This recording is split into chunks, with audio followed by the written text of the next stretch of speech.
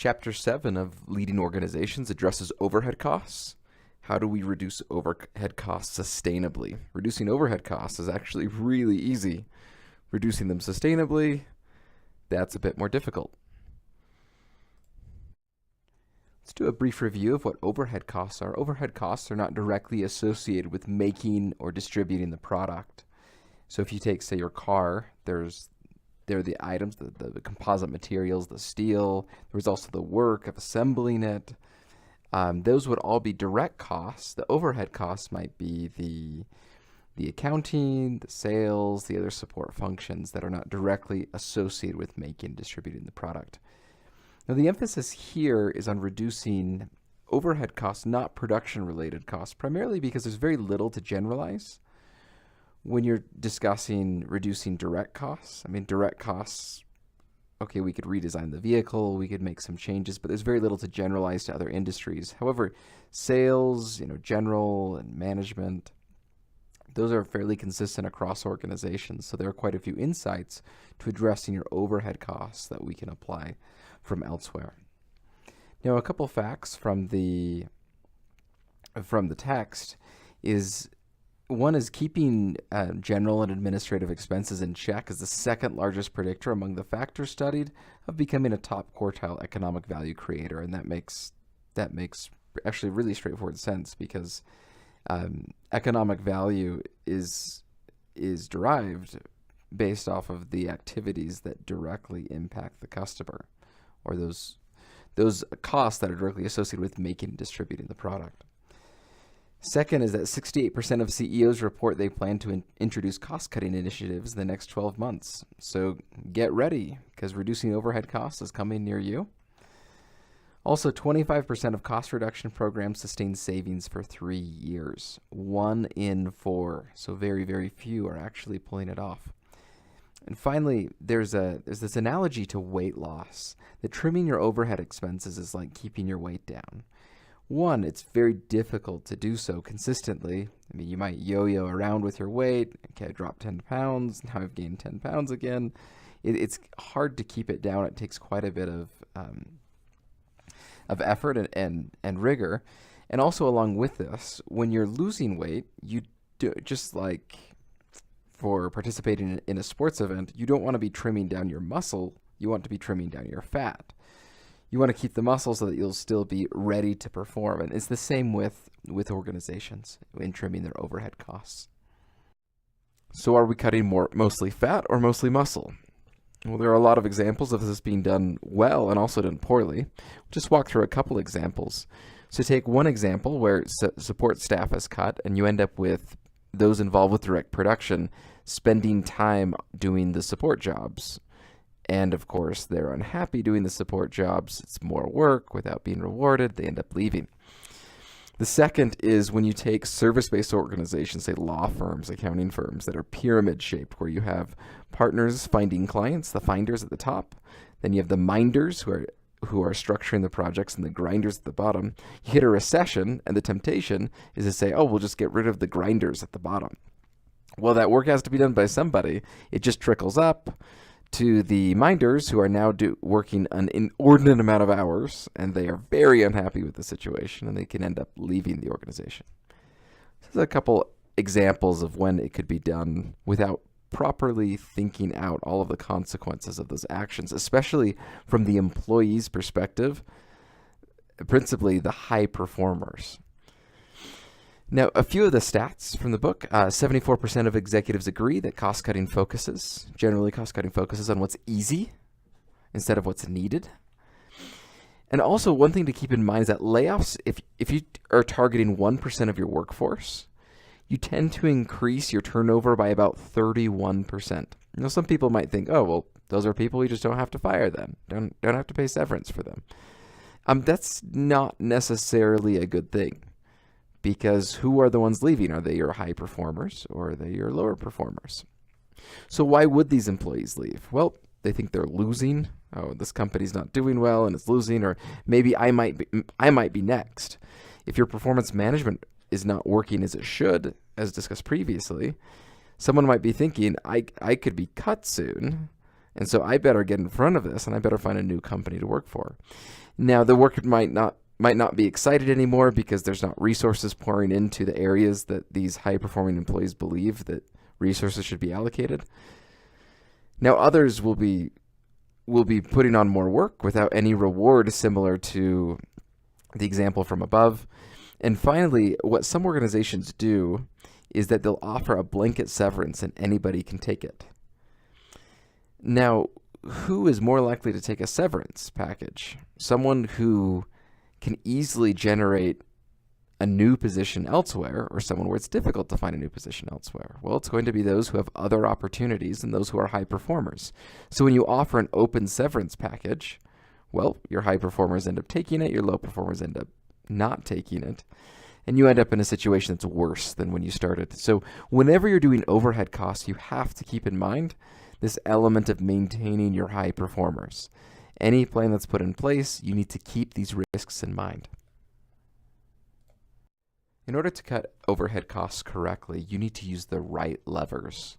And when you're using the right levers, you need to do this while keeping your eye on the prize. And the prize isn't, let's get lower costs. The prize is whatever the objective, the mission, the vision of your organization. This is what we're trying to accomplish, and reducing expenses is an important part of this, but it's just part. It's not the entire purpose. So here are a few levers that you can use. So demand management. Understand what are the demands of your support organization. Who is using it? What purpose is it serving? Maybe by analyzing this, you'll realize that maybe a lot of resources are being put into generating certain types of reports that aren't really needed or could be automated. Second is consolidation. So you have these shared service centers where if we combine these back-end processes, maybe we'll find some synergistic relationships. Maybe we can learn from each other and create a better process. We also see smart sourcing, which is matching tasks with the appropriate skill level. And so maybe you have someone who's super smart, they're great in, say, data analytics, but a lot of their time is being consumed by just generating reports as, report monkeys, basically. Well, you could find someone else with a different skill set, maybe a cheaper skill set, that could actually match with the task of, say, generating reports. So it's matching tasks with skill levels. Lean management, this should be a primary lever all the time, actually. Lean processes, thinking with a lean paradigm is incredibly useful for your organization.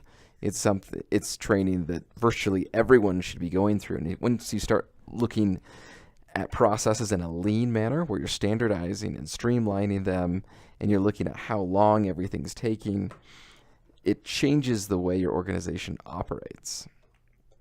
But that's a continual improvement area. There's also technology, self-service. So can customers or either customers internally or externally, could technology potentially eliminate some of these support positions because this is something a computer could do? Also, there's structure and governance. We've talked a little bit about this, and we'll be talking a little bit more about this in a moment, but it's maintaining the optimal structure and governance for your organization so that it's set up optimally. And finally is mindset and capabilities. Does your organization, can it actually do things like lean management or implement technology? Do you have those capabilities? And also, do you have the culture to actually implement these and have the employees implement these of their own volition? One of the great examples I like for culture is that I once called someone over on the Walmart strategy team. Didn't get a hold of him. He called me back, but as we were talking on the phone, he said, "Oh, could you call me again?"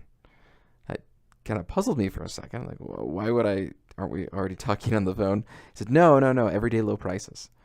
So it was part of the culture of, you call me, so the phone bill is not on me, which I thought was clever. Also, with cell phones, it doesn't really matter who's calling whom, but in office lines it did. So it was an interesting approach on how that culture of cost saving was embedded into the organization.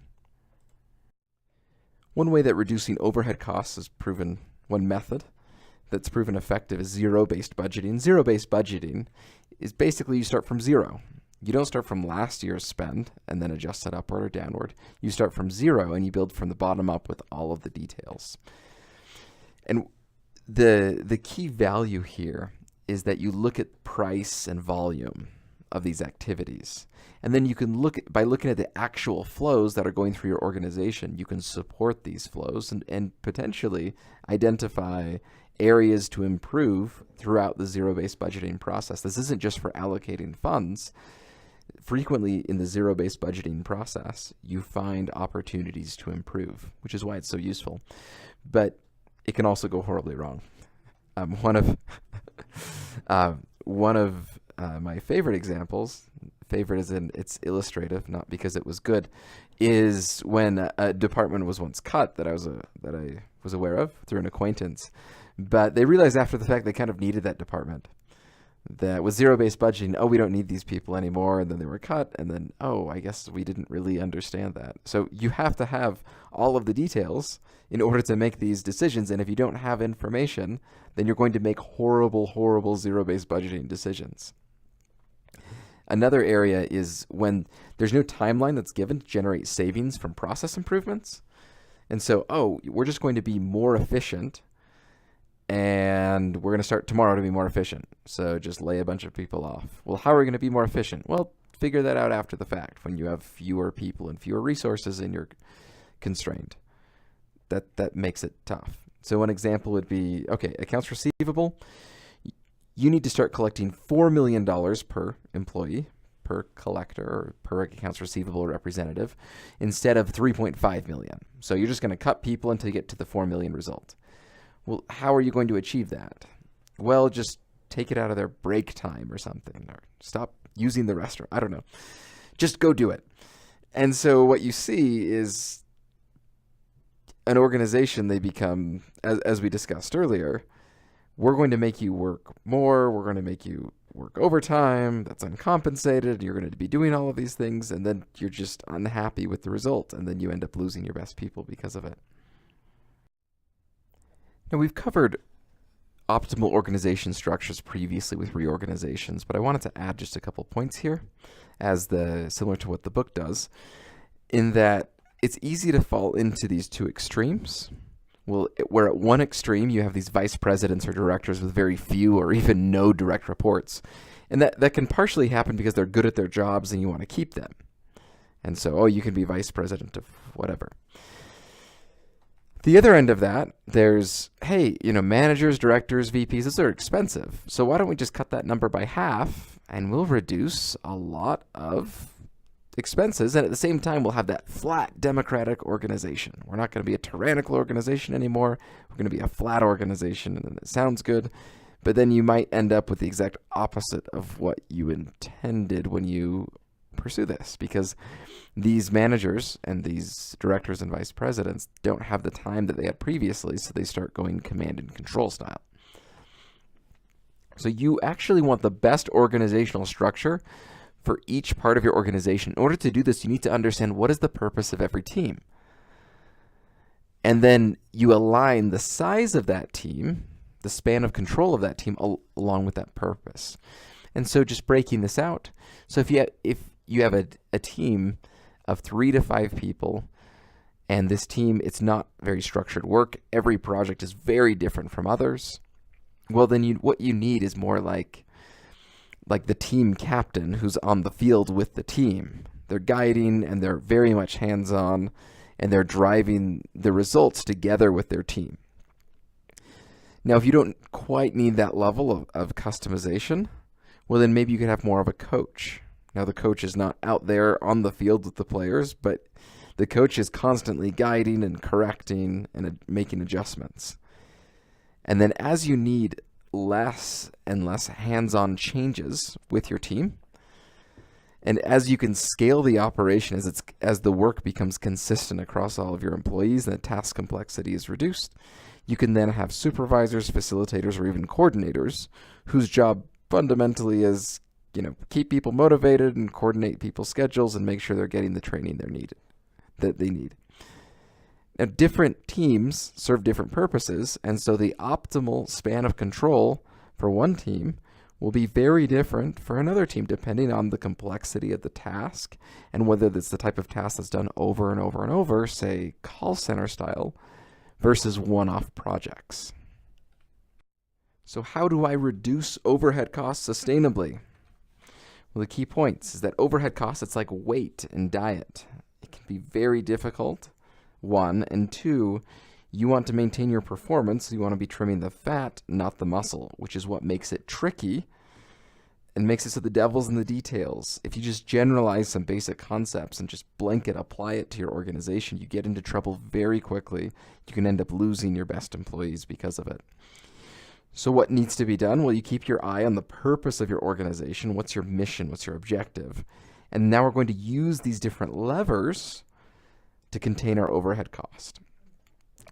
If we go about it with that approach, we're much more likely to succeed and, one, achieve a reduction in overhead costs and do so in a way that's sustainable, where we keep those costs low and not have a balloon effect where we squish the balloon on one side and the air pops out on the other. And we're also likely to do that while maintaining the purpose and achieving the objective of our organization.